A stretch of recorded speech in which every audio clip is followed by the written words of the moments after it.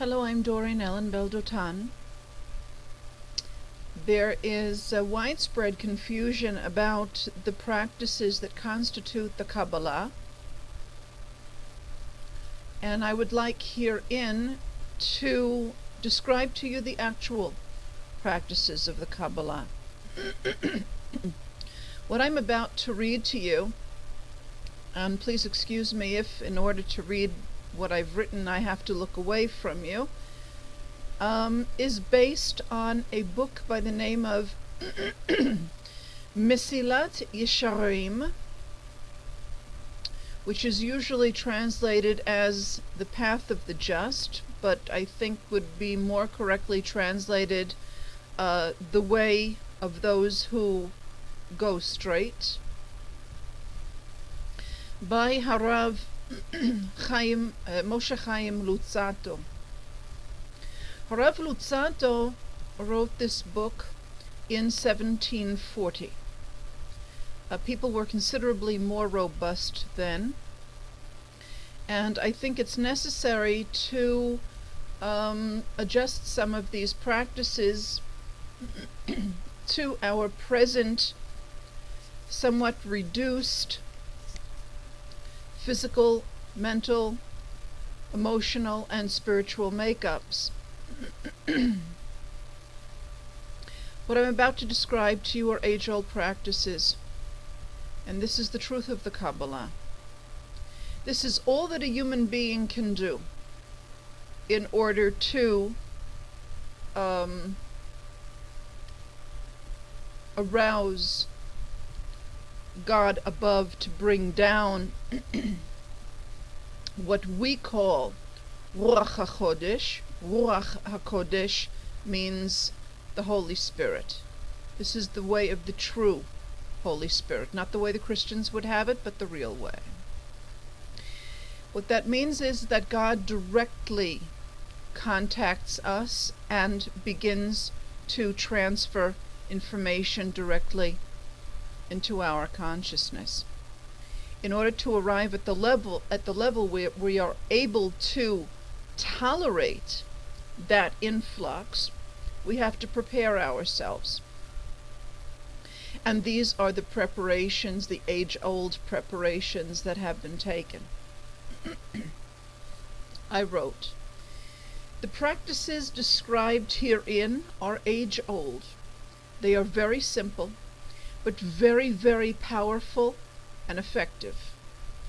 These are the practices that those who would lead you in the ways that lead nowhere hide from you when they tell you that organized religion is bad. There are many things that are bad about organized religion, particularly since they have been infiltrated by people with various nefarious agendas. But organized religions remain the storehouses of the practices that will move you in the direction of God consciousness. These practices are tried, and they prove themselves true to anyone who persists in them. One does not have to be especially chosen in order for this to work. Anyone who takes these practices upon themselves brings themselves to holiness. Guaranteed. One of the most important practices is to regularly visit the sick and infirm. I found that I learned most from crippled, sick, and retarded children. Those souls that take on a deformed or sick body in this world are on a very high level, and they can teach you much. But if you prefer to work with adults who have become ill because your life path has taken you that way and you feel more comfortable with it, there is no less value in doing so. For instance, there is a woman who owns a bead store here in Sfat. Once a week she goes to a hospital and makes jewelry with adult cancer patients. She doesn't work with children because her own son died from cancer, and the pain of that is too much for her. She works with adults. Working with the elderly and the poor will also soften your heart, and they will teach you a great deal. Your emphasis should be on helping them more than you learning. You will learn, but do it for the sake of serving them, not you. The second method is giving 10 to 20% of your income to charity. Do this regularly. It is better to give 10 to 20% regularly than to give a large sum on an erratic basis. Be consistent in all these practices. One of the keys to moral spiritual progress is being consistent.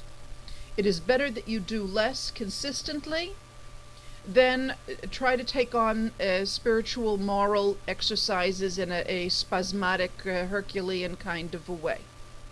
Do what you can, but do it regularly, and you will find that your abilities grow. The third method is the way of fasting. Now this method I have toned down some in order to adapt it to what we are capable of in our generation. It is not necessary to practice mortifying fasting. It never was.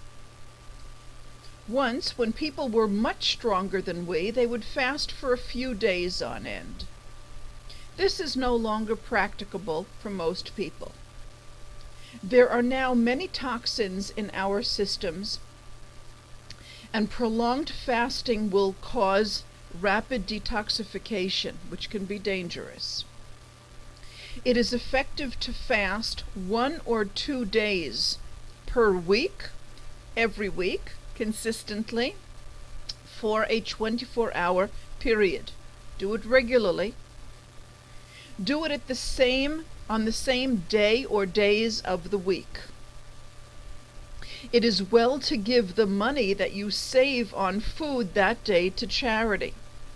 It should be clear that I mean no drinking or smoking or ingesting of any substances, except prescribed medications, of course. And if you're taking prescribed medications, check with your physician to verify that you can fast. Some medications do not allow people to fast. Ask about a juice fast. If your physician doesn't want you to fast completely, ask if you can do a juice fast. That will also detoxify your system.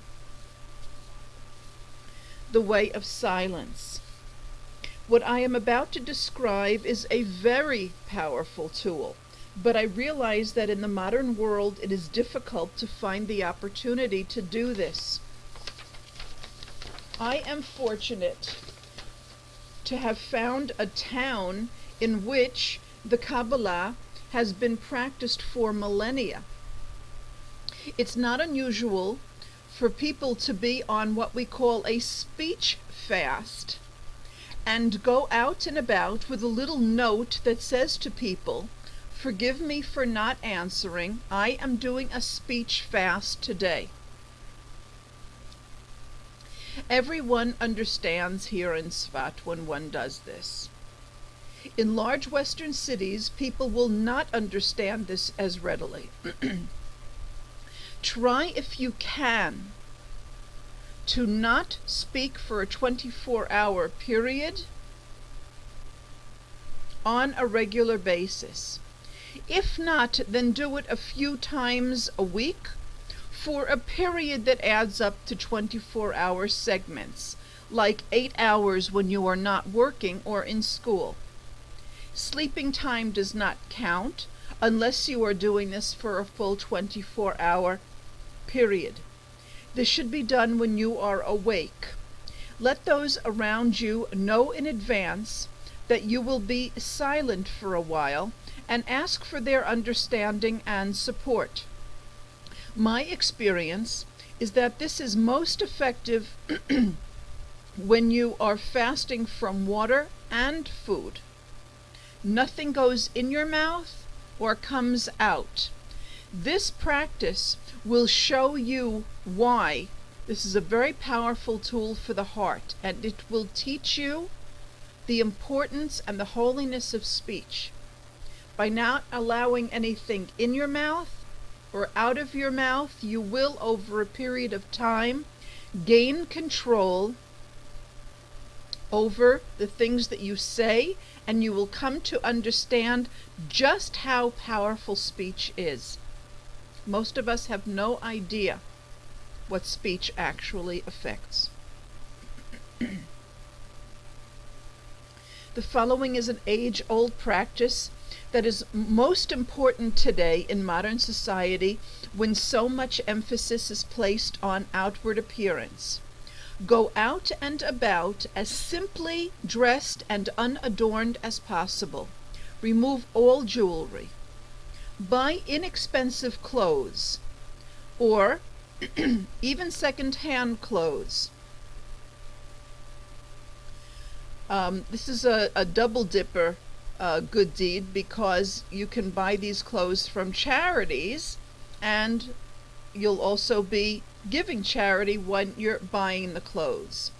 You do not need to humiliate yourself by going about in tatters or clothes with stains and the like. There's no reason to embarrass oneself, but wear clothes that make you feel somewhat humble about yourself because they are a bit old or a bit out of style or not very snazzy, or they're not the kinds of clothes that get you a lot of attention.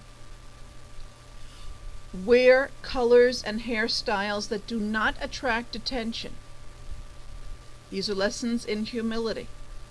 This is little by little wearing away at the ego by not being in your face with the people around you. You may find that you are an object of mild derision because people like fancy clothes and so forth and so on. That is precisely the goal. This practice will humble you. I'm going to stop here and pick up in the next segment. Thank you for listening.